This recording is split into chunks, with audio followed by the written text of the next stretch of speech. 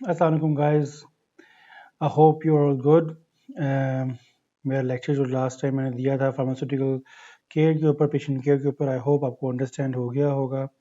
और अगर नहीं हुआ तो काइंडली मुझे लाजमी बताएं कि कहाँ मैंने लैग किया, कोई चीज़ आपको समझ में नहीं आ रही, उसको कैसे मैं बेहतर आपको जो है वो डिस्क्राइब कर सकता हूँ। और कोई पॉइंट ऐसा मिस हो गया हो तो वो भी मुझे लाजमी बताइएगा। DRB के हवाले से कि ड्रग रिलेटेड प्रॉब्लम क्या हो सकती हैं, एक छोटी सी मैं वीडियो दिखाता हूँ आपको। और ये वही स्किल है जो हमने एक पढ़ा भी था कि क्या जो हमारा पेशेंट है, क्या उसको मेडिसिन जो प्रिस्क्राइब की गई है या जो ड्रग या डिवाइस जो प्रिस्क्राइब की गई है वो सही से इस्तेमाल कर भी रहा है या नहीं। तो पहले ये क्लिप देखते हैं, उसके बाद आज से हमारा जो है नेक्स्ट लेक्चर शुरू होता है। My asthma. They said they'd fix it, but it didn't make any difference at all. Well, sometimes doctors make mistakes. Anna, you have to try twice as hard to fix them. Are you using your inhaler? All the time. Go through one a week. You sure you're using it right? Do I look like an idiot? No. Why don't you show me how your inhaler works?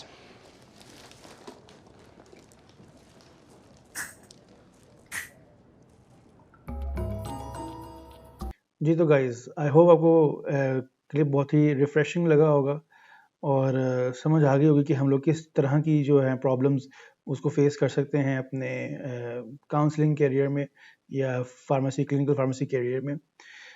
आज का जो हमारा topic है वो है adverse drug reactions. Obviously ये भी clinical pharmacy का एक बहुत बड़ा आप कह लें कि एस्पेक्ट है।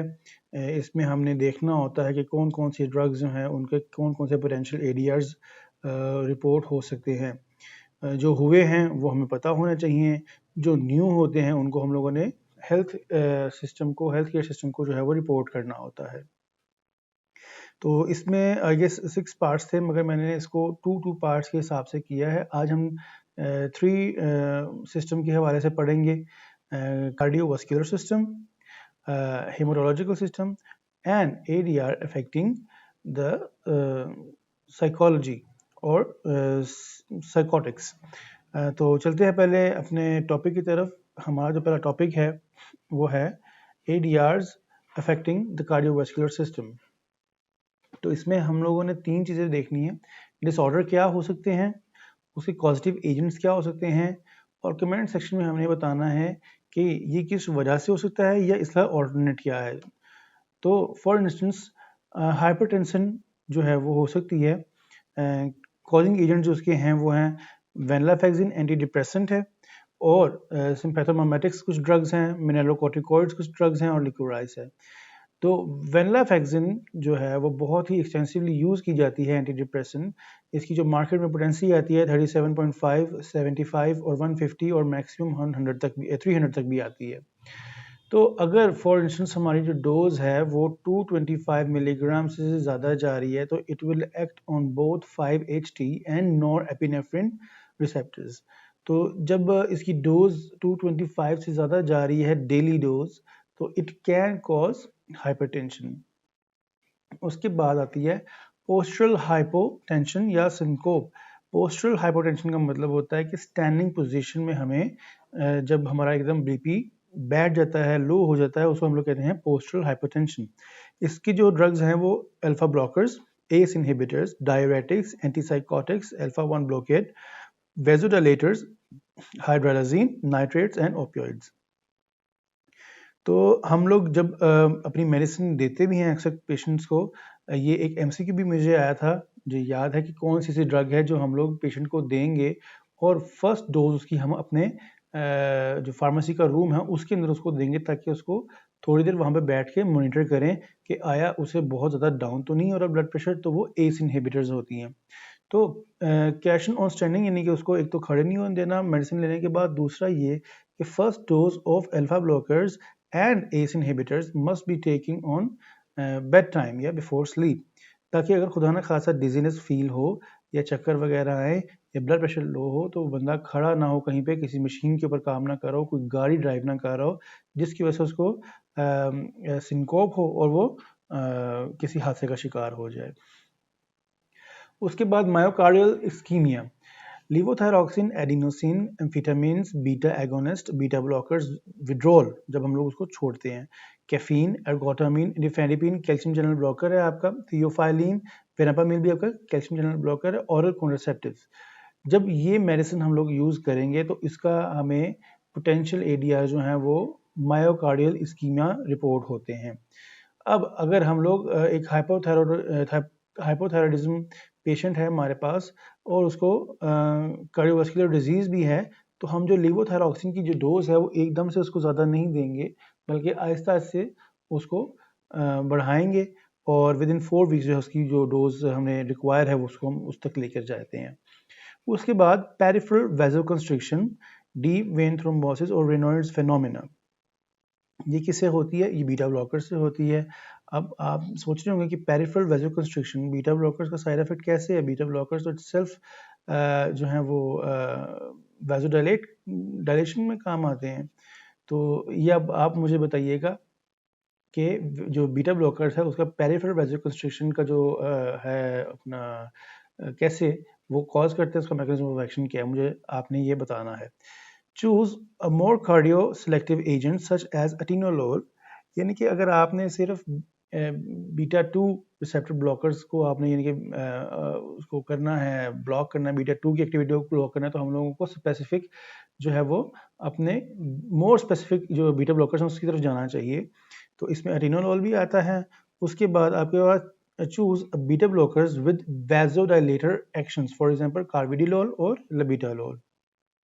तो ये हमारे पास ऑल्टरनेट्स हैं। अगर कोई हमारे पास बीटा ब्लॉकर जो है वो फॉर इंस्टेंस मेट्रोप्रोलोल है, प्रोपेनोलोल है, अगर वो हमें कोई भी इस तरह का मसला दे रहा है पेरिफेरल वैसोकंस्ट्रिक्शन वगैरह का या डीवीटी का, तो हम लोग जो स्पेसिफिक बीटा 2 ब्लॉकर्स होते हैं उसको हम लोग कॉन्करेंटली यूज़ करवा सकते हैं। उसके बाद हेमोरेजिक स्ट्रोक। हेमोरेजिक स्ट्रोक क्या होता है कि आपका ब्रेन के अंदर कोई वेसल का डैमेज हो जाना और उसकी वजह से आपकी जो ब्लीडिंग है ब्रेन में वो हो जाना, उसे कहते हैं हेमोरेजिक स्ट्रोक। ये किस तरह से होती है? जब ज़्यादा एंटीकोएगुलेंट्स इस्तेमाल करते हैं ये जब होती है। एंटीकोएगुलेंट्स हम लोग तब देते हैं जब किसी को स्ट्रोक का मसला हो या मायोकार्डियल इन्फार्क्शन वगैरह हो गई हो या डीप वेन थ्रोम्बोसिस के पेशेंट जो होते हैं उनको हम लोग जो है ये एंटीकोएगुलेंट्स वगैरह या थ्रोम्बोलिटिक्स या एंटीप्लेटलेट ड्रग्स यूज़ करवाते हैं। तो अगर फॉर इंस्टेंस कोई पेशेंट काफ़ी अर्से से यूज़ कर रहा है, हम उसके जो है INR वगैरह मॉनिटर करते हैं कि उसका ब्लड टाइम क्लॉटिंग टाइम कितना आ रहा है, उसका INR रेशो जो वो कितनी आ रही है। उसके बाद जो है हम उसको फाइनलाइज करते हैं कि इसको मज़ीद एंटीकोएगुलेंट्स देने की ज़रूरत है या नहीं है, अदरवाइज़ इसको अवॉइड ही करना चाहिए। उसके बाद आपके पास आते हैं अरिथमियाज that can cause prolonged QT interval. तो एंटी अरिथमिक ड्रग्स कुछ ऐसी हैं जो प्रोलॉन्ग QT इंटरवल लेके आती हैं। आई होप आपको समझ आ रही होगी QT इंटरवल किसे कहते हैं, PQRST। ये जो है हमारा एक वेव लेंथ होती है हार्ट की, जिसमें हम लोग जो एक नॉर्मल रिदम होता है, अगर उसमें Q और T में थोड़ा सा ज़्यादा फ़र्क आ रहा है या इसकी जो इंटरवल है वो थोड़ी सी लॉन्ग आ रही है, तो हमें इसको प्रोलॉन्ग QT इंटरवल कहते हैं।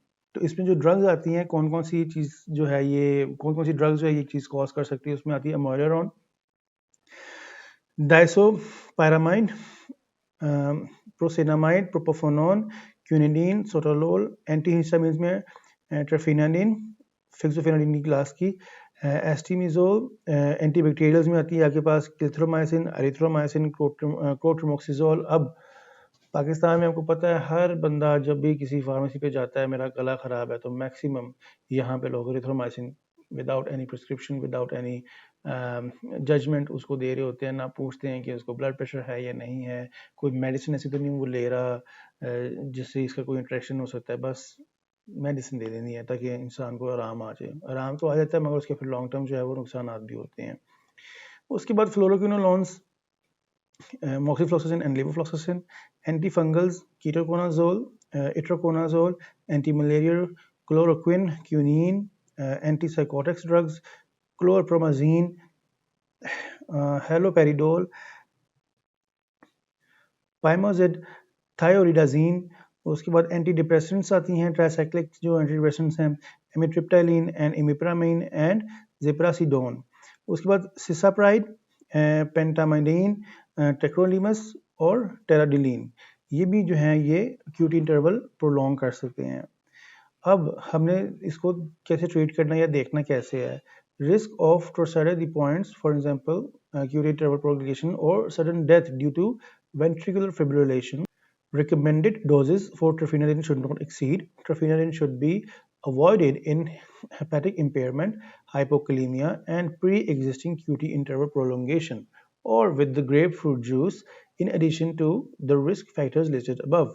Why the grapefruit juice?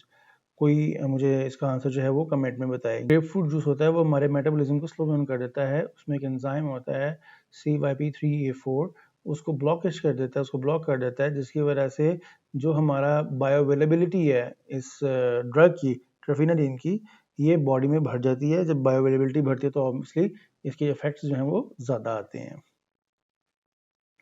उसके बाद आती है जी atrial fibrillation. Lab test is absence of P wave उसमें नहीं आती। उसके बाद जो एंटी डिप्रेसेंट्स है trazodone, fluoxetine and alcohol, they can cause atrial fibrillation. Drug causes are rare, drugs यानी कि बहुत कम करती है, मगर there are other causes also. वो कौन कौन सी हैं? Hypertension, hyperthyroidism, rheumatic heart disease और infection and pneumonia.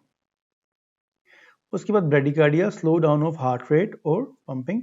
The beta blockers including eye drops can do this. H2 receptor blocker or antagonist, carbamazepine, clonidine, digoxin, diltiazem and verapamil, ये लोग जो है ये क्या कर सकते हैं? हार्ट रेट को कम कर सकते हैं, ब्रेडिकार्डिया कॉज कर सकते हैं। Serious interaction with the beta blockers and verapamil lead to asystole. Risk of bradycardia with beta blockers and diltiazem, carefully monitored required. Adjust the dose of digoxin to keep the heart rate above 60 beats per minute. Watch HR for amiodarone, anti-arrhythmia, and beta blocker, calcium channel blocker, verapamil and diltiazem and digoxin. इसमें जो है हमें जो है अपना वो देखना है, हार्ट रेट को मॉनिटर करना है। उसके बाद AV नोड अरिथमियाज, ट्राइसाइक्लिक एंटीडिप्रेसेंट्स जो हैं, फॉर एग्जांपल एमिट्रिप्टाइलिन, ये कॉज करती है हमारी AV नोड अरिथमियाज। उसके बाद हमारे पास आ जाती है haematological system, the areas involving haematological system.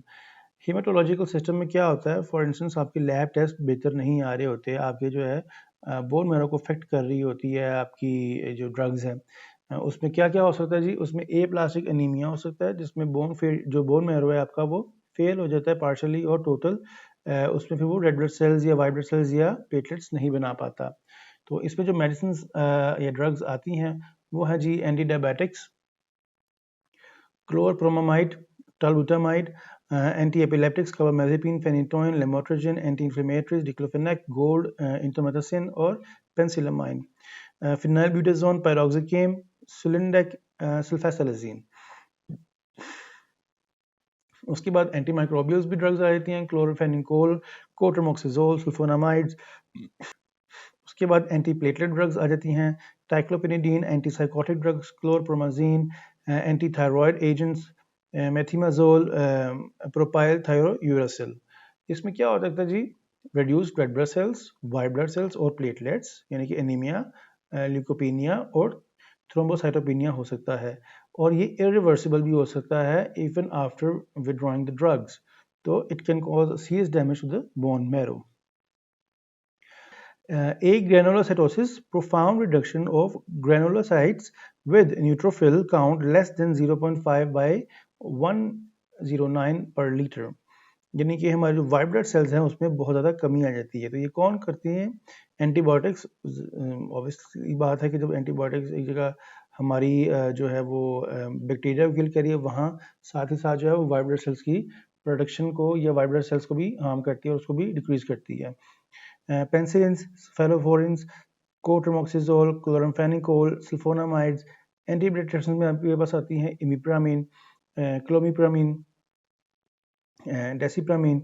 उसके बाद आती है anti epileptic drugs, carbamazepine, phenytoin. Anti inflammatory में आती हैं गोल्ड, पेंसिलामाइन, लेफ्लोनामाइड, सल्फासेलाजीन एंड एनसिड्स। उसके बाद एंटी साइकोटिक ड्रग्स जो हैं chlorpromazine, डाजीन, clozapine, anti thyroid drugs में आपके पास मेथिमाजोल, प्रोपाइल थायरोयूरासिल, कैप्टोप्रिल, प्रोसिनामाइड एंड क्यूटिक्लोपिडीन। अब इसमें रिकवरी तो हो जाती है, मगर कुछ देर के बाद recovery usually after 2 to 3 weeks after drug is withdrawn, repeat the exposure to causative drug not recommended due to sensitization. तो इसमें क्या होता है कि हमें जब पता लग जाता है कि ये ड्रग जो है ये एक ग्रेनुलोसाइटोसिस कर रही है, तो उसको हम लोग दोबारा से नहीं देते हैं। एक ग्रेनुलोसाइटोसिस को मेजर करने के लिए हमारे पास क्या तरीका है, वाइट ब्लड सेल्स का जो हम लोग लैब टेस्ट करते हैं। उसके बाद आती है जी thrombocytopenia, platelet reduction less than 150/109 per litre.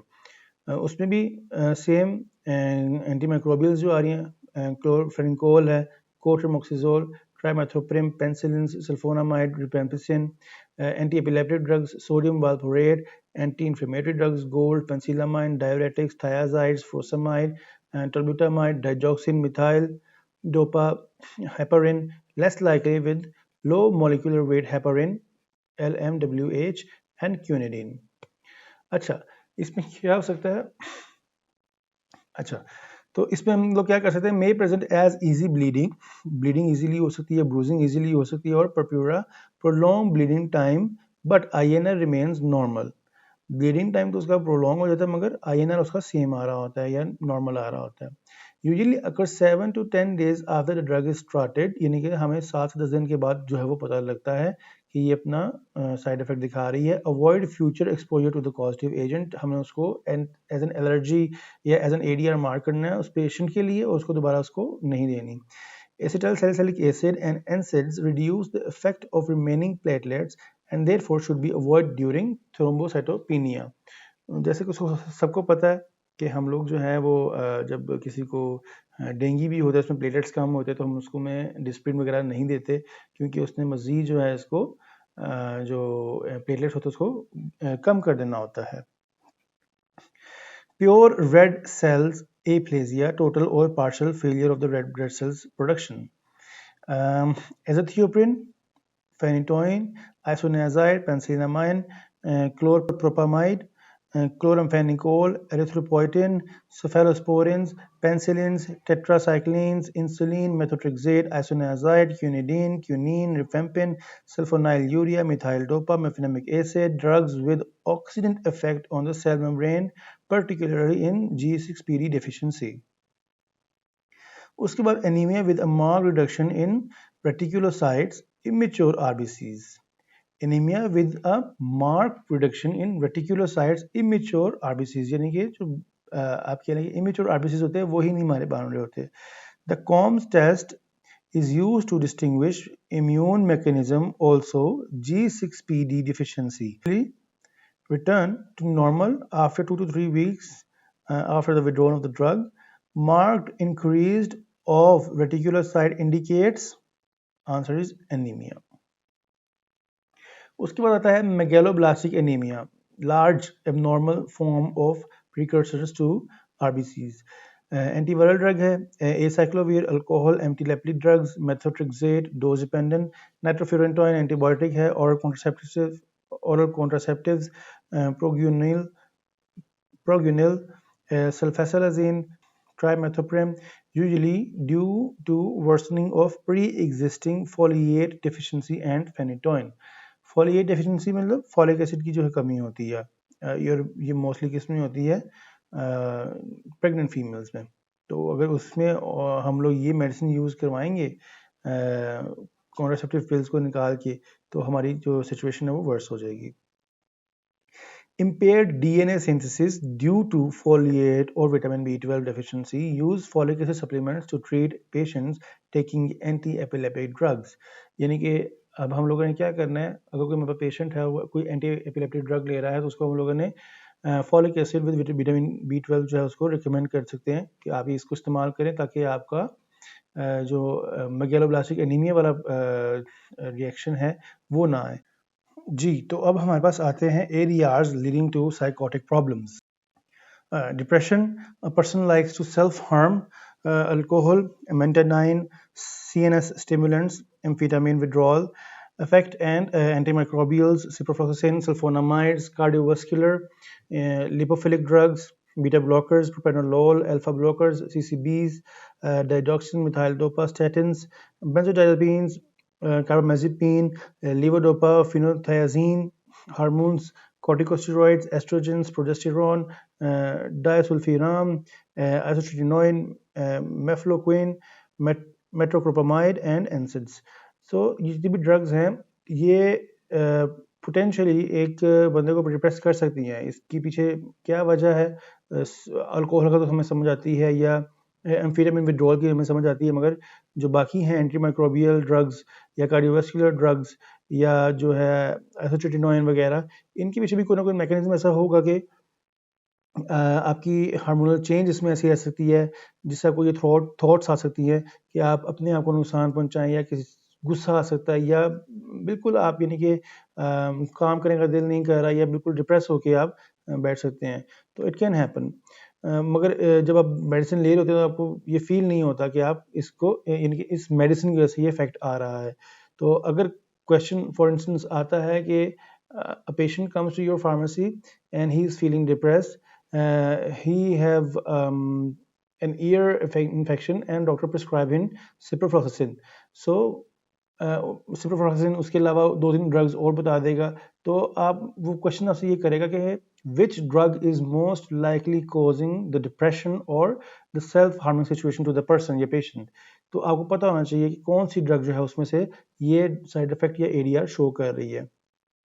उसके बाद साइकोसिस, amantadine, amphetamines, anticholinergics, first generation antihistamines, anti epileptic, bromocriptine, chloroquine, clonidine, digoxin, disulfiram, donepezil, ganciclovir, isoniazid, levodopa, mefloquine, NSAIDs, quinidine, quinolone, zolpidem and drugs of abuse. Drug of abuse कौन सी है? ये cannabinoid oils वगैरह या इस तरह की चीज़ें, जितनी भी चीज़ें हैं जो वीड और मैरिजुआना, ये सारी ड्रग ऑफ अब्यूज़ हैं जिसका अब्यूज़ ज़्यादा होता है, तो इट कैन ऑल्सो कॉज साइकोसिस या साइको। मेनिया में आती है बैक्लोफिन, इस पेन किलर, ब्रोमोक्रिप्टिन कोलिनर्जिक, उसके बाद आती है आपकी जी chloroquine, corticosteroids, dopaminergic agents, isoniazid, levodopa and anti depressant, it can cause mania. उसके बाद आती है जी behavioural toxicity, lamotrigine, cognitive side effects, dextromethorphan in children and diphenhydramine, chlorpheniramine and vigabatrin. तो ये बिहेवियरल टॉक्सिसिटी करते हैं। ये कैसे करते हैं बिहेवियरल टॉक्सिसिटी? डाइफेनहाइड्रामिन और या क्लोरफिनेरामाइन जो है ये बेसिकली एडिक्टिव टाइप की चीज़ें होती हैं, और जब ये नहीं मिलती तो हमारा ब्रेन जो होता है थोड़ा सा परेशान होता है, और वो कहता है कि वो कुछ चीज़ नहीं मिल रही, तो बिहेवियर में थोड़ी सी चेंज आती है, थोड़ा सा चिड़चिड़ापन आ जाता है। तो it can be because of these drugs. उसके बाद हमारे पास आती है जी कन्फ्यूजन। कन्फ्यूजन कौन सी ड्रग्स कॉज कर सकती हैं? एंटी पार्किंसंस ड्रग्स कॉज कर सकती हैं, बार्बिटूरेट्स है, obviously they can cause sedation also. तो beta blockers, benzodiazepines, cimetidine, corticosteroids, diuretics, H2 receptor antagonist, hypoglycemic drugs, monoamine oxidase inhibitors, NSAIDs, opioids and first generation and antihistamines. तो ये चीज़ें जो है वो कन्फ्यूजन कॉज कर सकती हैं।